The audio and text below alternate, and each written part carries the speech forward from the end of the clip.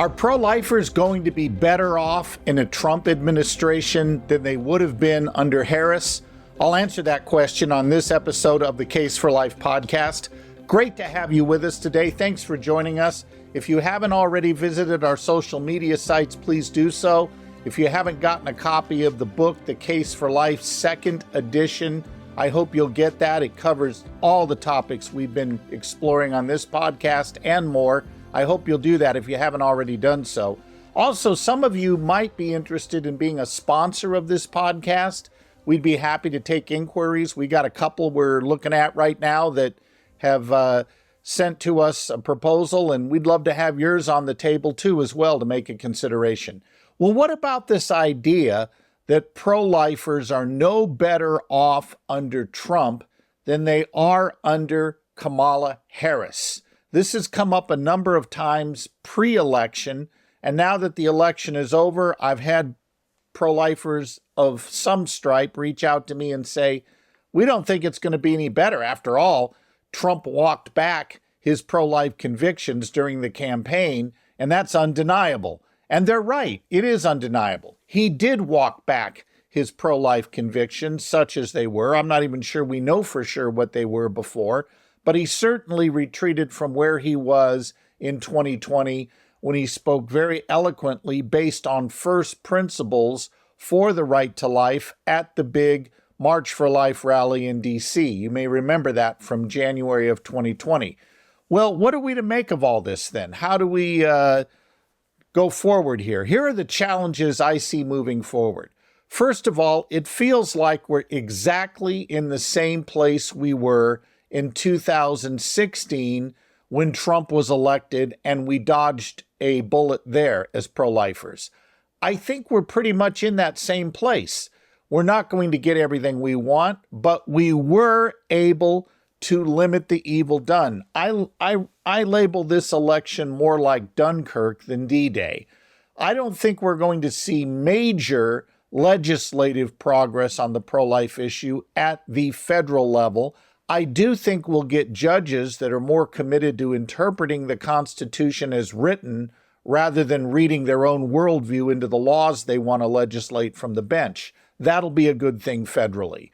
I also think federally it's good that we're not going to have an HHS secretary, at least I hope not, though I think Robert Kennedy is problematic as a nominee, and I'm hoping the Senate does not approve him. But even if he were approved, I think it's true that he is not going to come after pregnancy centers the way that a Democrat-appointed HHS secretary would. In fact, we saw in the state of California back in 2014-15, pregnancy centers being told that unless they advertised for abortion or referred women to abortion clinics, they would be penalized. And this is just unconscionable that you would force a pregnancy center whose stated principles oppose abortion, and now you force them to go against their stated principles to do what you want them to do in promoting abortion. So I don't think we're going to have that threat. Pregnancy centers will not be under threat, and thankfully the Supreme Court has dealt with this issue, and with a Supreme Court that is tailored toward recognizing the law as whether or not it's constitutional as opposed to making up laws from the bench, I think pregnancy centers are going to be relatively safe. So that's all good news on the federal front. We're not going to see a pro-life bill introduced in Congress, that's for sure. I don't think the votes are there in the Senate, and the president apparently would not sign it even if the votes were there. So I don't think we're going to see that. But if we're able to stop evil from happening, that's an improvement. That's kind of like Dunkirk, as I said, versus D-Day. However, I do think that there are some things we can do as pro-lifers in this new administration that we need to step up our game and do better than we've done in the past. The first is this.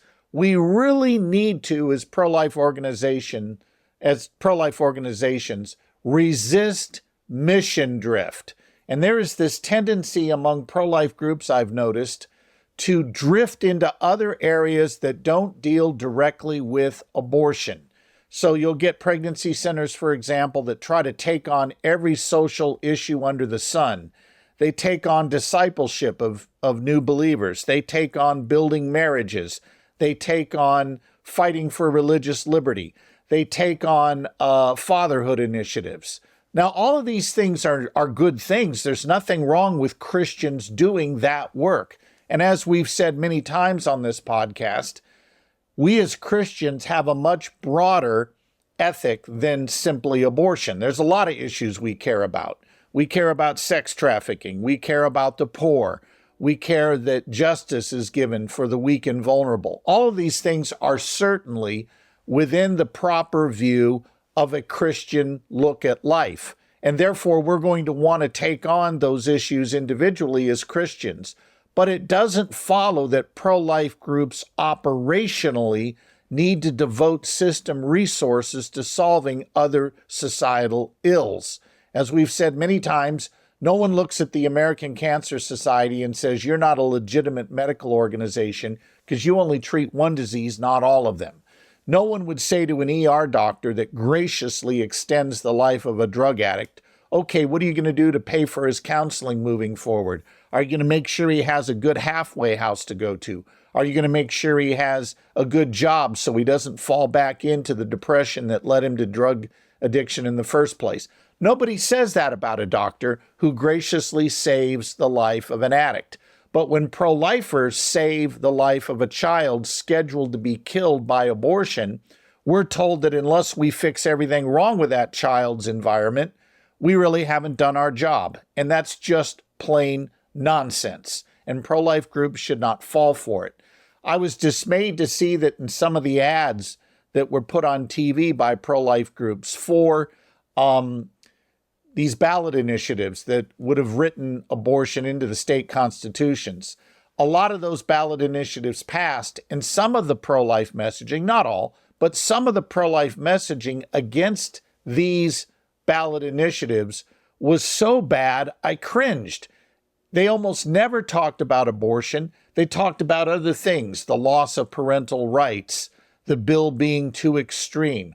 That's just background noise. We need to get right to the point and make the main thing the main thing. Everybody in the culture knows when we're dealing with these ballot initiatives, the battle is abortion and nothing else. Well, let's engage on that front and let's make better arguments than our opponents do.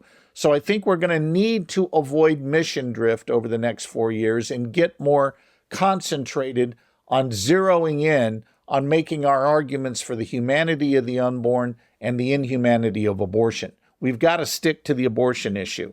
A second thing we need to do is we are no better off now than we were the first time Trump was elected in 2016 in terms of overcoming Christian gatekeepers that prevent access to audiences that need to hear the pro-life message.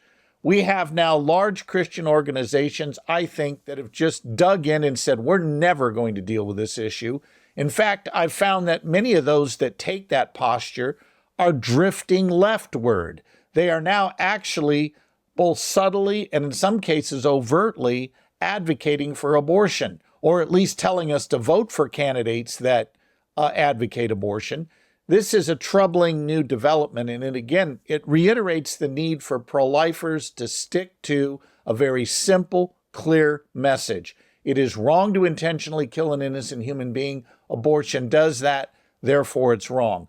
What tends to happen with these gatekeepers, as I mentioned in a previous podcast, is they will give us all the right lip service. They'll say, oh, your presentation is really good. Excellent content. Boy, just really well argued. I really like it. And then they'll turn around and say, but it's not right for our group at this time. Well, two questions. Why isn't it right? If the presentation is so good, why is it not right for your group? I mean, truth is truth. If it helps equip students or adults to defend a biblical worldview on a controversial topic, we ought to go forward and do it. But no, they come up with reasons. Our people are just different. They want you to talk to everybody else, but not their people, because they're convinced their people can't handle it. I mean, I just find this massively condescending to suggest that your audience, the people you've been given charge over, can't handle a factual, logical presentation on an issue that they're going to have to deal with in the public square. And this is something pro-lifers are going to have to figure out a way around. Now, one way around this is the production of videos like what we talked about with Greg Cunningham a few episodes ago, where we're using videos that educate about the humanity of the unborn and educate about fetal maternal health. The word abortion isn't even mentioned, but if you were able to get video clips like those we talked about in that previous episode, shared through social media, shared through influence channels you have. I mean, imagine if I go to a school and say, listen, I'd love to talk to your students about fetal maternal health. And I go in there and I show the videos of these children in the womb, including a child at 3 weeks post-conception with a heart visibly beating where you can see it. And you give that presentation. If nothing else, you humanize that child in the womb for your audience. We may have to use Trojan horse approaches like that in order to reach our audiences, which means pro-lifers are going to have to get a little wiser on how we approach. I think also we're going to need individual church members who are pro-life to step up. Please listen to me. If you're pro-life and you attend a church where your pastor has never said anything about abortion, here's what I would do. I would request a meeting with your pastor, take your tablet or iPad in with you, or if you don't have that, at least your phone, and run the short video we have at caseforlife.com, that short 55-second video. Ask if he'd be willing to view it. And instead of just sending him the link, which he'll never watch, sit there with him, hold your phone and show him the video and ask him what he thinks the church should do in response to what he just saw, and see if he has some answers. Now, it's possible he might say, look, I just don't feel equipped to deal with this. Okay, give us a contact here at LTI. We've got speakers that can come and help you communicate that to the church. We've got speakers that are equipped to give sermons, give presentations at other church-wide events, and we can do that for you. Or we'll help your pastor craft a sermon. We'll send him materials to use. I'll even go so far as to send him a sermon outline that is pretty much plug and play if he wants to use it. So we have resources to help that pastor. Secondly, I think we're going to have to get a lot tougher with our Christian schools. Parents, if your kids go to an evangelical or Catholic high school and their school is not teaching Christian worldview, I think we're going to have to take personal responsibility to see to it that there's a change there. And that means the parents are going to have to group together and say, you know what, we're going to start a conversation on this. We're going to go ask why these topics aren't being dealt with. This is the kind of work that needs to be done at the grassroots level if we're going to win. It's no longer going to work to say, well, we'll just wait for Scott and LTI to contact a school to see if we can get a pro-life presentation in there. It's going to take parents saying, we want this, and we expect the school to equip our kids with the tools of thought they need to engage on this issue. That makes it personal to you as a parent to take responsibility to make this happen. Even if you're not a parent, you're just a concerned community citizen, it can be worth it and helpful for you to go to that school and say, can you give me some overview of what you're teaching your students when it comes to defending a Christian worldview on key moral issues like abortion?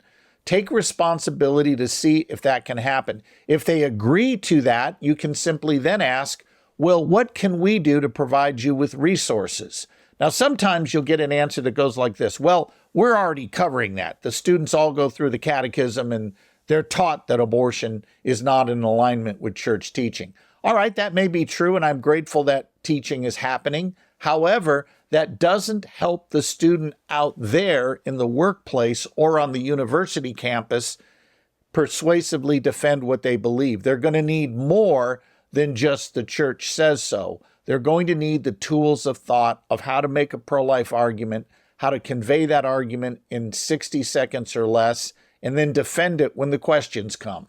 Now, it doesn't take a lot to equip a student to do that, but we're going to have to get very intentional about our students being able to get that kind of training. And it's not going to happen if we just sit on our laurels and say, well, we won an election in the sense that we prevented a greater evil from happening. It's true. We did prevent a perversion of justice by electing Donald Trump rather than Kamala Harris. However, that's not a victory. That's a stay of execution. That is a matter of us buying some time to do better at our job. And we're going to need to step up and take personal responsibility to see to it that our schools, our community groups get pro-life presentations into them. A third thing I think we need to do, and this is something that I'm still exploring, but I think it's very helpful. I think we need to equip our students to make short social media posts and video clips where they get their pro-life views out there. Imagine this. Imagine we had a well-spoken 16-year-old student who knew how to defend the pro-life view, who makes short videos and weekly or maybe twice a month posts them on social media along with arguments defending the pro-life view. This could be a major thing. Why aren't we encouraging our students to do more of that? That reaches students you and I, as pro-life apologists, will never reach, but these pro-life students can reach. I think we need to be intentional about encouraging them to do that. Imagine, for example, a student takes their phone and they go here to the ERF website that talks about these babies in the womb and has video of these children developing in the womb, and you share these over social media. That is increasing the reach of people who now know that that child in the womb is not just a blob of cells, which is what a lot of Americans think. And I think Greg Cunningham said something very helpful when he was on the show a couple of episodes ago. As long as the public thinks that what's in the womb is just a blob of cells, they're never going to consider the pro-life argument. And I think he's right about that. So this is why at LTI we show pictures both of the humanity of the unborn and the abortion imagery. But I think it's okay to start with the humanity stuff and make sure they at least know what's in the womb. A fourth thing that needs to happen while we have this so-called stay of execution, where we have some time to perhaps recalibrate our pro-life efforts, we're going to have to educate rank and file believers on how a biblical worldview applies to their political lives. There is so much nonsense out there that seeks to bifurcate a Christian witness from what we do politically here and now. Look, as Christians, we are citizens of two realms. We are heavenly citizens because God has selected us for salvation, and we have been regenerated and now been adopted into his family through the merits of Christ, not our own. So we are certainly heavenly citizens, but we are also earthly citizens that belong to particular nations. And it's interesting when you read the scriptures, it's very clear to me that God holds sovereigns responsible for the execution of justice for the weak and vulnerable. Well, who is the sovereign in a constitutional republic like the United States? We the people are, which means we don't get to sit elections out. And our pastoral leaders, our Christian leaders, need to help flush out what it means to work as a sovereign of a nation where you are held responsible for justice for the weak and vulnerable. And I think if Christians get a more holistic view of how their Christian ethics applies to the political realm, we're going to be a lot better off. And here are the kind of topics we need to see looked at. How should we vote when we don't have a choice between two perfect candidates, where both candidates are flawed and it's simply one will lessen evil while the other one will promote it wholesale? Is there a Christian way to approach that scenario? And I think there is. You vote to lessen the evil. But our people have been fed a lot of nonsense like, well, it doesn't matter what we do political. Jesus is not a Republican. He's not a Democrat. He's the Lord of the universe. Yes, he is the Lord of the universe, and I agree, Jesus is not a Republican. But that doesn't mean you shouldn't be one if that particular party will do a better job limiting evil and promoting the good. Now, again, our allegiance to any political party will necessarily be contingent, meaning we are never going to swear loyalty as Christians to any political institution with no strings attached.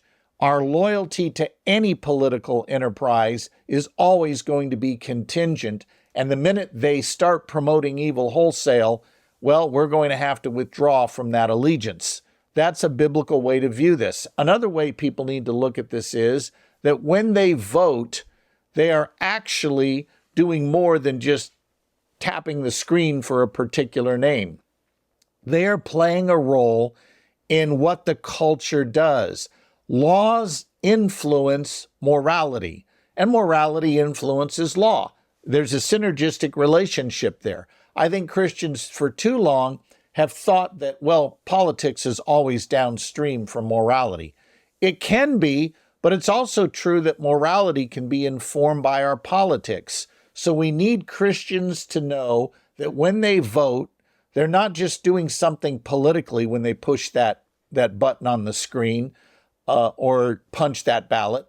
They're also doing something that may affect morals. If the laws say, hey, we're not going to use taxpayer money to intentionally kill fetuses in the womb, that law will send a moral message. It doesn't exist in a vacuum. And I think a lot of Christians get this wrong. They think politics is just its own little thing over here. It exists in a vacuum. It has no impact on overall culture and how I live my daily life. That's not true.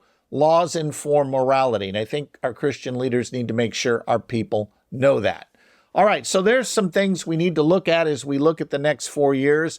I am thankful we are not going to have to deal with an administration that will be overtly hostile to pro-life efforts, but don't think for a moment this means we can rest on our laurels. We need to get busy, very busy, getting pro-life apologists out there, learning all we can on the issue. If you have not mastered the moral logic of the pro-life position, why is that? What are you waiting for? Get a book like The Case for Life, the second edition, read up, or maybe consider taking the course we have available at scottklusendorf.com, where you can learn to defend your pro-life view at a very sophisticated level. What are you waiting for? This is the time for pro-lifers to step up and advance forward while we have the opportunity and we're not hunkered down playing defense against a very hostile political environment. This is a chance for us to make some moves forward. I think we ought to do it, and I hope you'll help us do that. Thanks for joining us today. I appreciate you doing it. Look forward to being with you the next time.